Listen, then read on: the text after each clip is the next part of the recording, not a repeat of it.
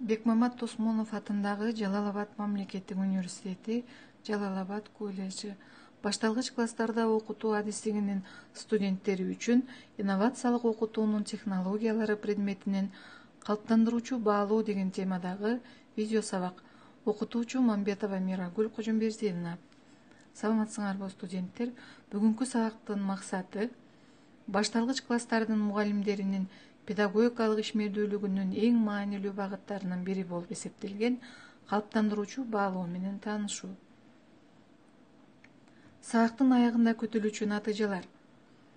Калыптандыруучу баалоо менен жыйынтыктоочу жана диагностикалык баалоону айырмалап, калыптандыруучу баалоонун өзгөчөлүктөрүн аныктап, сабактарда калыптандыруучу баалоонун ыкмаларын колдонуу жана сабактын иштелмесин иштеп чыгасыңар.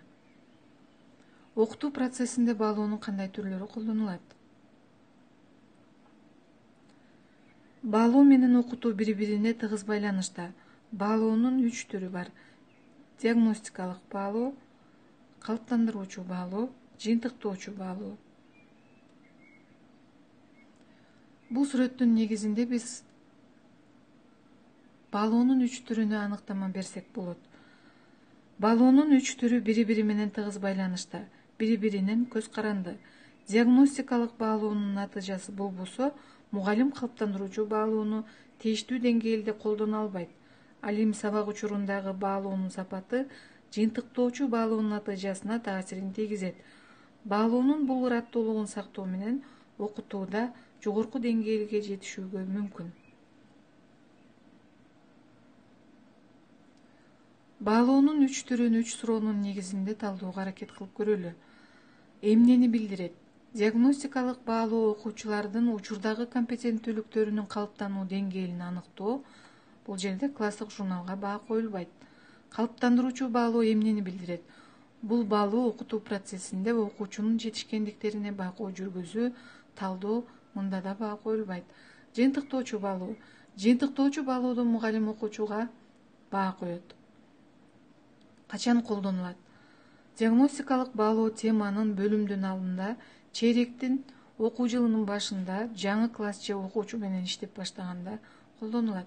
Калыптандыруучу баалоо сабак учурунда дайыма үзгүлтүксүз жүргүзүлөт. Жыйынтыктоочу баалоо теманын бөлүмдүн чейректин окуу жылынын аягында жүргүзүлөт.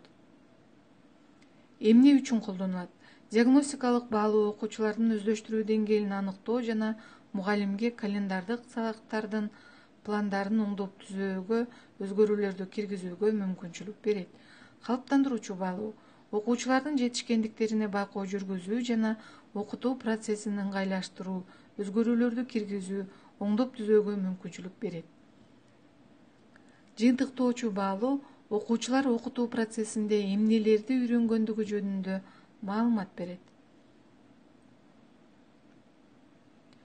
Кыргыз Республикасында жалпы мамлекеттик билимдин мамлекеттик билим берүү стандартында 1-2 класстарда белгилерди пайдаланбоого милдеттендирерин эске салат жана мектептерде баалоонун 3 түрүн пайдаланаарын белгилейт: диагностикалык, формативдик жана суммативдик. Мугалим жыйынтыктоочу баалоонун эң жогорку натыйжаларына жетүүнү пландаштырса, анда сөзсүз түрдө калыптандыруучу баалоого өзгөчө көңүл буруусу зарыл. Эгерде ашпозчу тамакты жасап жатканда даамдаса, бул калыптандыруучу баалоо. Ал эми тамактын ичилгени бул жыйынтыктоочу баалоо. Демек, калыптандыруучу баалоо бул окутуу процессиндеги баалоо, окуучулардын жетишкендиктерине байкоо жана талдоо жүргүзүү. Ал күн сайын кайтарым байланыш берүү, алуу аркылуу окутуу жана окутуу процесстерин жакшыртууга мүмкүнчүлүк берет. Калыптандыруучу баалоо күн сайын ар бир сабакта колдонулат. Окуучунун окуганын түшүнүүсү калыптандыруучу баалоонун түрдүү ыкмаларын колдонуу менен сабак учурунда бир нече жолу текшерилет. Калыптандыруучу баалоо баа коюу үчүн эмес, көйгөйлөрдү аныктоо үчүн жүргүзүлөт. Калыптандыруучу баалоонун натыйжалары мындан аркы окутууну пландаштыруунун каражаты болуп эсептелет. Калыптандыруучу баалоонун ыкмаларынын ар түрдүүлүгү жана аларды ишке ашыруунун универсалдуулугу окуучуларды окуу процессине шыктандырган түрдүү сабактарды пландаштырууга мүмкүнчүлүк түзүлөт. Калыптандыруучу баалоо окутуу жана окутуу процессинин ажырагыс бөлүгү болуп, өзүнчө сабак катары өткөрүлбөйт. Калыптандыруучу баалоо ар бир окуучунун билимин жогорулатууга шарт түзөт. Эми биз силер менен калыптандыруучу баалоонун айрым техникаларына токтолуп көрөлү. Сен мага, мен сага техникасы. Бул текст окулуп бүткөндөн кийин окуучулардын китептери жабылып, мугалимге суроо берет. Окуучулардын суроосу калбай калгыча, мугалим суроолордун баарына жооп берүүсү керек. Суроо түгөнгөндөн кийин орун алмашып, мугалим окуучуларга суроо берет. Мугалим окуучуларга суроо берип жатканда, окуучулар берген суроолорго токтолбошу керек. Башкача айтканда, кайрылбаш керек. Кийинки ыкма бизде ийгилик тепкичтери деп аталат. Ийгилик тепкичтеринде сунушталган тапшырмалар жазылып, окуучу өзү таанышкан тексттен же бүгүнкү өтүлгөн сабактын жыйынтыгында эмнени билгендигин жана эмнени жасай алары тууралуу жазып чыгат. Өзүн өзү баалоо баракчасы бул сабактын бышыктоо этабында колдонулат.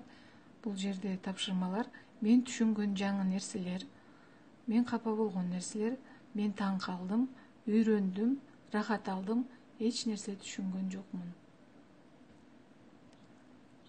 Бул ыкма ички жана сырткы тегерек деп аталат.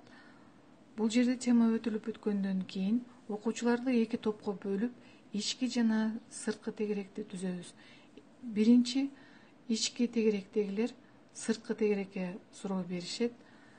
Суроолор берилгенден кийин, белгилүү убакыттан кийин орун алмашып, сырткы тегеректе турган окуучулар ички тегеректе турган окуучуларга суроо берип, суроолоруна жооп берет. Силерге калыптандыруучу баалоонун 5 компоненти өз алдынча аткаруу үчүн иштин темасы. Негизинен калыптандыруучу баалоонун 5 компонентин адабияттардан жана интернет булактарынан издеп презентация жасайсыңар. Көңүл бурганыңыздар үчүн рахмат. Бүгүнкү сабактын мини лекциясы аягына чыкты.